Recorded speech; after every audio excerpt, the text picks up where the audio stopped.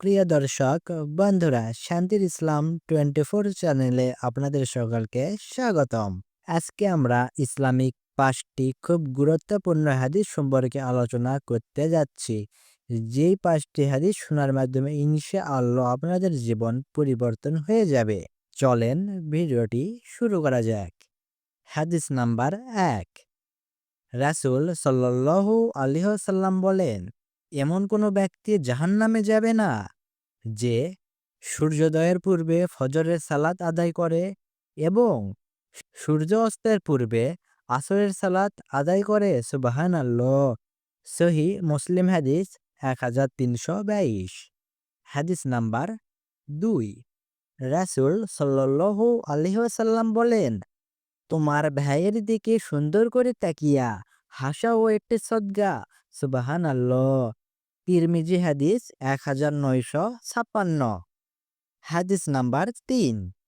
রাসূল সাল্লাল্লাহু আলাইহি ওয়াসাল্লাম বলেন, মুমিন ব্যক্তি হলো সহজ ও নম্র গাছের পাতার মতো। বাতাস এলেও সে ভেঙে পড়ে না, মাথা নুইয়ে দেয় কিন্তু সে টিকে থাকে। সহিহ বুখারী। হাদিস নাম্বার 4। খুব সুন্দর এবং খুব গুরুত্বপূর্ণ হাদিস এটি। রাসূল সাল্লাল্লাহু আলাইহি ওয়াসাল্লাম বলেন, মুমিনের জীবনে যত বিপদ আসুক, প্রতিটি বিপদের বিনিময়ে আল্লাহ তাআলা তার গুনাহ মাফ করে দেন। এমনকি কাঁটা ফুটলেও তার গুনাহ মাফ হয়ে যায়। সুবহানাল্লাহ। সহিহ বুখারী হাদিস 5640। হাদিস নাম্বার 5। এই হাদিসটি হচ্ছে খুব সুন্দর এবং খুব গুরুত্বপূর্ণ একটি হাদিস।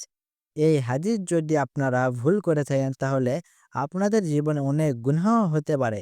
এই জন্য দয়া করে এই হাদিসটি ভালো করে মনে রাখবেন এবং এই হাদিসের উপর আমল করার চেষ্টা করবেন ইনশাআল্লাহ। রাসূল সাল্লাল্লাহু আলাইহি ওয়াসাল্লাম বলেন, যে ব্যক্তি আমার নামে মন গড়া কথা রচনা করল, যা আমি বলিনি, সে যেন তার বাসস্থান জাহান্নামে নির্ধারণ করল। হাদিস ইবনে মাজাহ 34। এই জন্য আমরা যে কোনো বিষয়ে মন গড়া কথা বলবো না, কারণ হাদিস কিংবা আল্লাহ তাআলার বিধান সম্পর্কে মন গড়া কথা বললে আমাদের গুনাহ হতে পারে। এই জন্য আমরা এইসব কাজ থেকে বিরত থাকবো। দেখা হবে নতুন কোনো ভিডিওতে। আসসালামু আলাইকুম। আল্লাহ হাফেজ।